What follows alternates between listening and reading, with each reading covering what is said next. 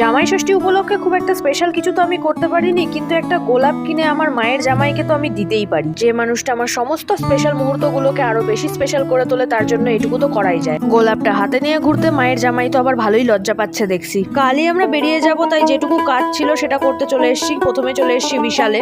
এই যে জিনিসগুলো আমি নিচ্ছি দেখে অনেকে অনেক কিছুই ভাবতে পারে, কিন্তু আমি আসলে নিচ্ছি এগুলো আমার একটা বিজনেসে নতুন এডিশন করব জন্য।